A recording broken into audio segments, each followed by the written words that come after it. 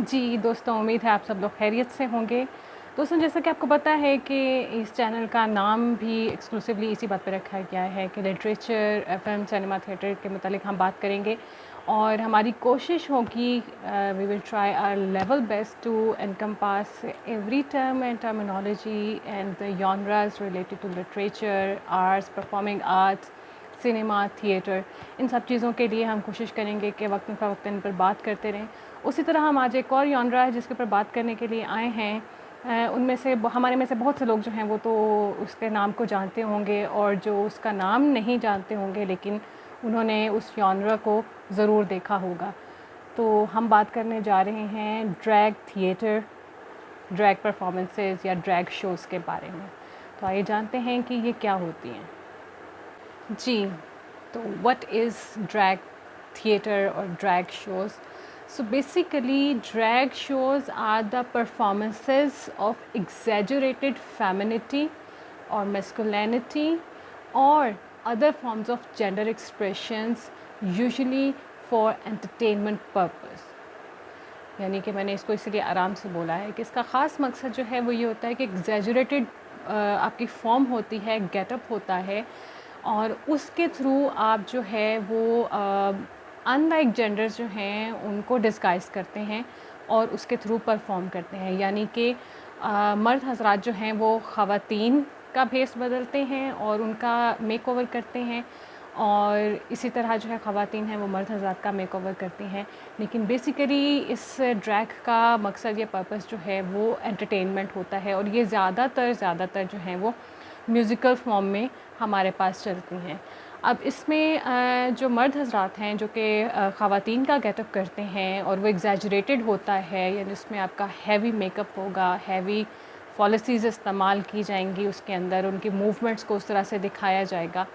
तो इन हज़रात को जो है हम ड्रैग क्वीन्स कहते हैं, जबकि अनलाइक ड्रैग क्वीन्स ऐसी ख़वातीन जो कि मर्द हज़रात का गेटअप करके परफॉर्मेंस करती हैं उनको ड्रैग किंग्स कहा जाता है।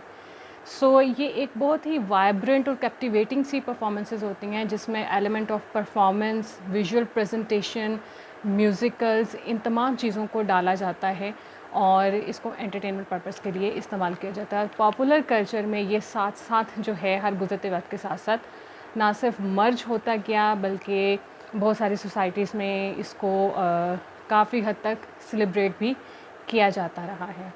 अब हम बात करते हैं इसके बारे में कि इसके कंपोनेंट्स क्या थे और किस तरह से ये ड्रैग शुरू हुआ और मौजूदा ज़माने में हमें कहाँ कहाँ ड्रैग्स के एग्ज़ाम्पल्स जो हैं वो मिल रही हैं।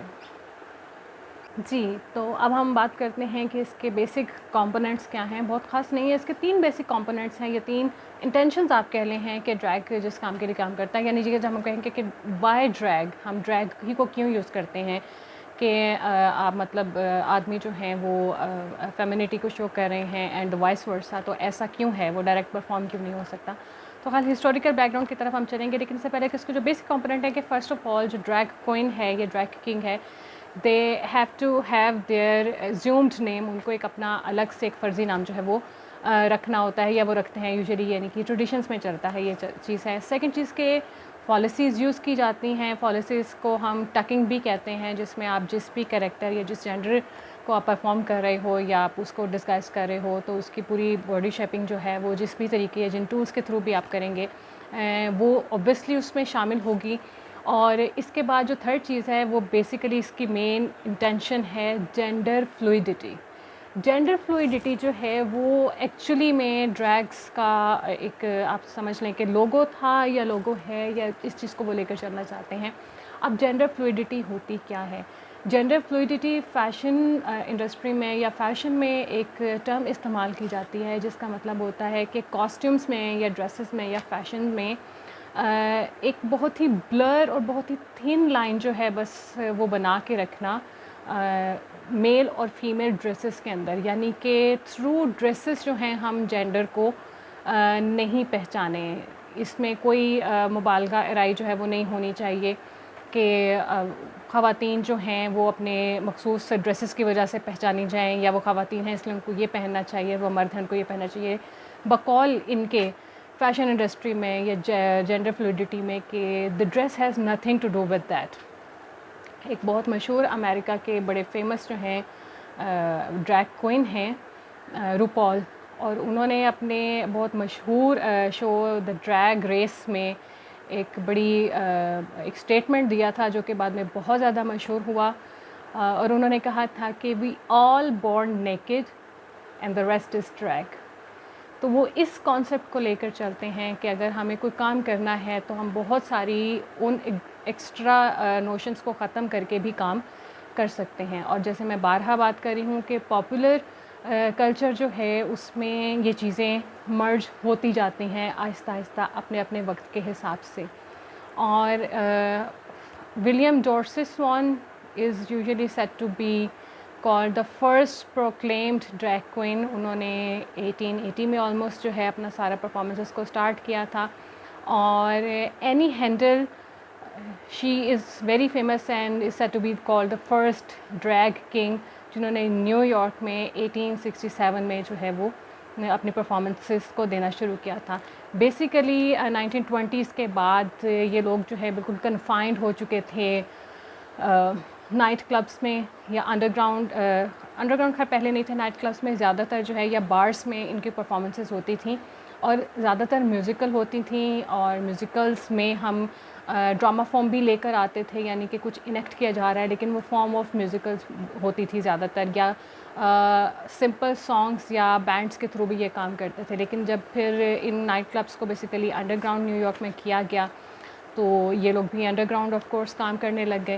लेकिन उसके बाद एक इनिशिएटिव जो लिया गया था वो ऑलमोस्ट 1959 या 1950 से 59 के अंदर, जब हार्लेम्स अपोलो थिएटर और 49 मेन एंड अ गर्ल इसको ब्रॉडवे में परफॉर्म किया गया। और उसमें तकरीबन जो ख़वातीन के किरदार थे वो आदमियों ने अदा किए थे। तो उसके बाद से ये दोबारा से रिवाइव होना शुरू हुआ कि ब्रॉडवे की तरफ आना शुरू हो गया, जो कि पहले बिल्कुल अंडरग्राउंड कन्फाइंड हो चुके थे।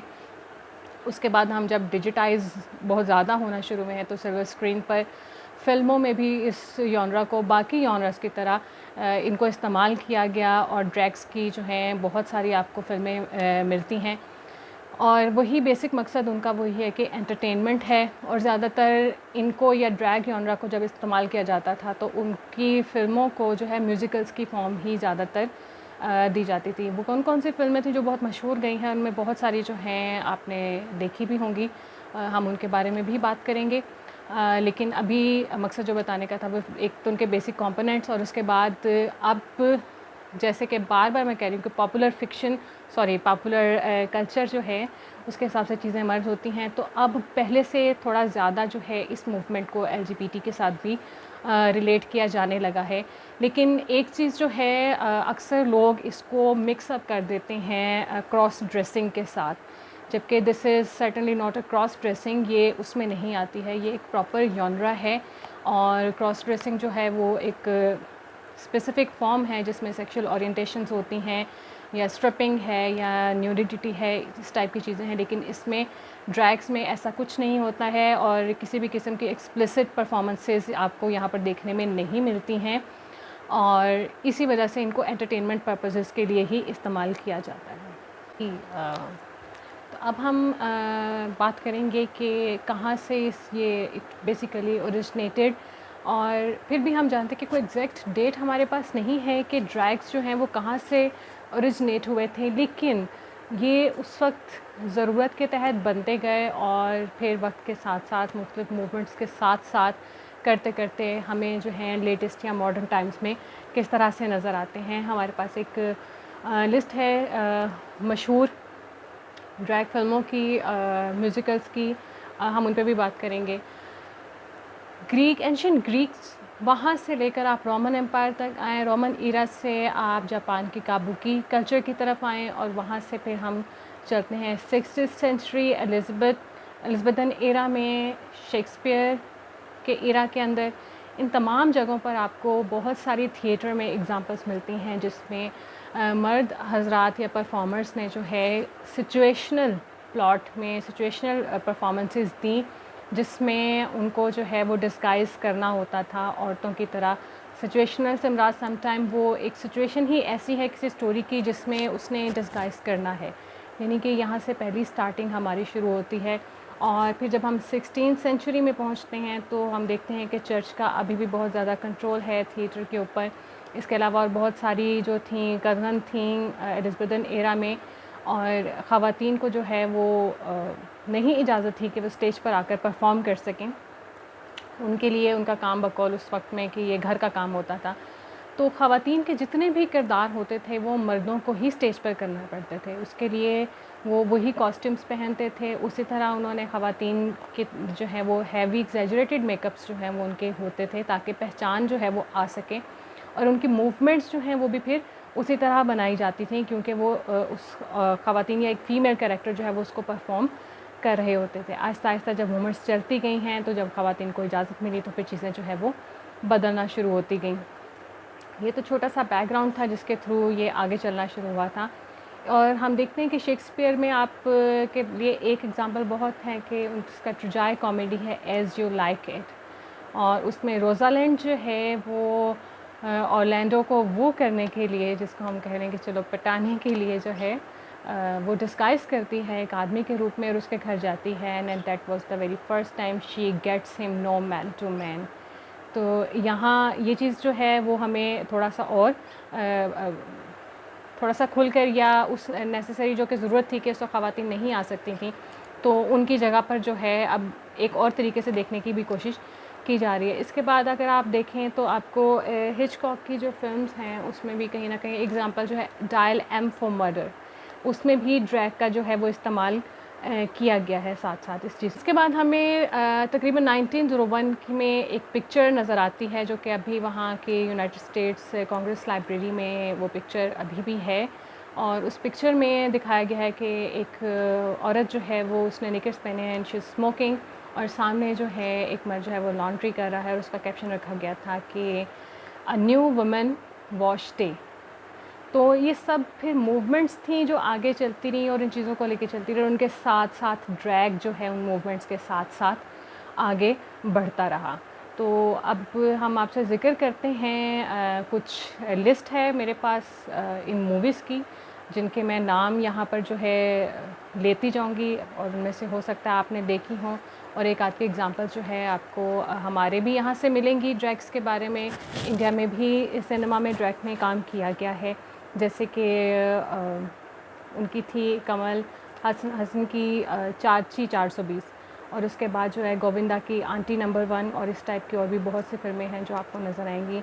हमारे यहाँ भी ड्रैग क्वींस जो हैं वो काम बहुत ज़्यादा कर रही हैं। Begum Shahnawaz is one of the examples. इसके अलावा 1982 में टुट्सी बनी थी डस्टिन हॉफमैन की, और उसमें उसने एक खातून नर्स का किरदार अदा किया था, और ये ड्रैग परफॉर्मेंस थी बेसिकली टेक्निकली, और इसी को रीमेक यहाँ पर किया गया था मिस रोज़ी के नाम से, जिसको मोइन अख्तर ने बहुत खूबसूरती से जो है परफॉर्म किया था, और ये एग्ज़ाम्पल हमारे पास जो है वो एक ड्रैग की थी। तो अब आपको बाकी जो है वो मैं लिस्ट में से नाम बताती हूँ, आपको आप में से बहुत से लोगों ने मे बी वो देखी हैं और शायद आपको इस टर्म से अंदाज़ा हो जाएगा।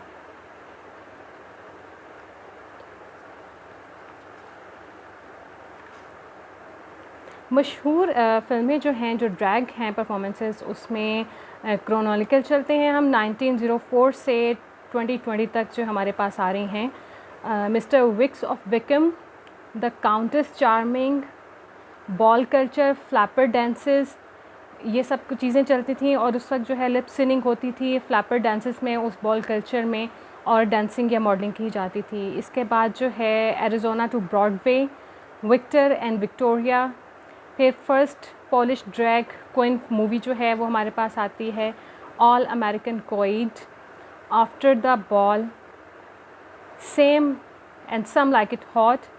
इसके बाद funeral parade of roses, pink flamingo, Rocky horror picture show, the bird cage, Tootsie, Paris is burning, mister butterfly, The Adventures of Priscilla, Wickstock, Move to Wangfu, Thanks for Everything, Velvet Goldmine, Flawless, ये Robert de Niro की थी, Pageant Documentary, Parole the King, Dressed as a Girl, Canada's Drag Me Down the Aisle, Queens। तो ये तमाम फ़िल्में जो हैं बहुत मशहूर फ़िल्में हैं अपने वक्त की, जिसमें ड्रैग को इस्तेमाल किया गया और मेन वही बात थी कि ह्यूमन राइट्स के बारे में जो है ज़्यादा से ज़्यादा बात करने की कोशिश इसके थ्रू की जाती है। मैंने आपको इंडियन फ़िल्मों का भी एग्ज़ाम्पल दी है, यहाँ से भी एक एग्ज़ाम्पल दी है, और इसके अलावा टूटसी तो खैर बहुत मशहूर है। और अगर हम देखते हैं तो शायद कुछ लोगों ने एक बहुत ही मशहूर ये फ़िल्म थी द बर्ड केज, वो देखी होगी। बर्ड केज वाकई ही एक बहुत खूबसूरत परफॉर्मेंस थी, और मे बी उस वक्त जब देखते हुए बहुत से लोगों को आइडिया नहीं होगा कि ये किस जॉनरा के अंदर जो है लाई जा रही है और उसके ऊपर काम किया जा रहा है। इसी तरह हम देखते हैं कि बहुत सारे म्यूज़िकल बैंड्स जो हैं उन लोगों ने भी ड्रैग्स को इस्तेमाल करना शुरू किया। अब म्यूज़िकल बैंड्स जो हैं वो ड्रैग को क्यों इस्तेमाल कर रहे हैं? क्योंकि ये बैंड्स जो हैं जब अपने कॉन्सर्ट्स करते हैं और ये बहुत सारे आपके जो सोसाइटल इश्यूज़ के बारे में बात करते हुए नज़र आते हैं, पॉपुलर कल्चर में जहाँ जहाँ जाएंगे वहाँ पर ये लोग जो हैं ऑब्वियसली अपनी ऑडियंस के लिए भी काम करेंगे। और इसके साथ साथ चूँकि ड्रैग का पर्पस जो है एंटरटेनमेंट है और उसको साथ साथ रिलेट किया जाता है ह्यूमन राइट्स पे विदाउट एनी जेंडर डिस्क्रिमिनेशन, तो उसमें भी ये काम करता रहा। फ़ैशन इंडस्ट्री में चूँकि बहुत ज़्यादा पॉपुलर हो चुकी थी एक चीज़, और आपके परफॉर्मर्स को, आपके सिंगर्स को जो है अपना एक इमेज जो है उसको उस सेंसेस में भी मेंटेन करना पड़ता था। तो हमें बहुत सारे जो हैं म्यूज़िकल बैंड्स वो भी उस वक्त के ज़माने से नज़र आते हैं। उनमें बहुत मशहूर जो आपको नज़र आएंगे, एल्टन जॉन ने ड्रैग क्वीन के तौर पर स्टेज पर परफॉर्मेंसेस दी हुई हैं। कर्ट कॉबिन जो हैं वो भी हमारे पास इस तरह लेकर आएंगे आपको, वो उनमें नज़र आते हैं। इसके अलावा फ्रेडी मर्क्यूरी द क्वींस जो बहुत ही मशहूर बैंड है और बहुत मशहूर सिंगर है उस बैंड का, फ्रेडी मर्क्यूरी, वो भी हमें ड्रैग करते हुए नज़र आ रहे हैं, जिसका बहुत मशहूर गाना है I want to break free. और बेसिकली वो गाना भी इसी चीज़ को रिलेट करता हुआ दिखाया गया है, यानी कि जेंडर नॉर्म्स जो हैं जिन पर बात नहीं होती थी या जिन पर बात करते हुए बहुत ज़्यादा मुश्किल मेन स्ट्रीम मीडिया में भी होती थी, तो उस पर बात करने के लिए ही शायद इन चीज़ों को जो है आगे लेकर आना शुरू होते। इसके अलावा भी आपको बहुत सारे जो हैं मिलेंगे। डेविड बॉविस ने भी ड्रैग क्वीन का जो है परफॉर्मेंसेस उनको किया हुआ है। इसी तरह आपको बहुत सारे जो हैं वो पुराने मिलते हैं जिन्होंने इन पे काम किया है, लेकिन मकसद क्या होता था अगेन कि एक्सप्लिसिट नहीं होता था। मकसद एंटरटेनमेंट है, मकसद परफॉर्मेंसेस हैं, लिप सिंगिंग है या मॉडलिंग है, और वहाँ बैठी ऑडियंस को सिर्फ ये बावर करवाना कि जेंडर नॉर्म्स जो हैं उन पर बात करनी है, और स्टिल आपकी जो जेंडर डिस्क्रिमिनेशन है या आपकी जो डिस्टिंग्विश है जेंडर आपका होता है वो ज़्यादा ज़रूरी नहीं है, other than as a human being what you are feeling. जैसा कि रूपॉल का एक ही छोटा सा स्टेटमेंट जो है वो एक ट्रेडमार्क बन गया कि we all born naked and rest is drag. तो उम्मीद है कि आपको थोड़ा सा आइडिया होगा कि ये जॉनर जो है क्यों बना था और क्या कहलाता है, और इस पर किस तरह से जो है हर सिनेमा, हर मुल्क का सिनेमा या थिएटर अपने तरीके या लिटरेचर अपने तरीके से इस पर काम कर रहा होता है। तो अगर आपको ये पसंद आता है तो हमारे चैनल को लाइक कीजिए, सब्सक्राइब कीजिए, और फिर आपके साथ किसी और टॉपिक पर बात करने के लिए दोबारा हाजिर होंगे। तब तक अपना ख्याल रखिएगा।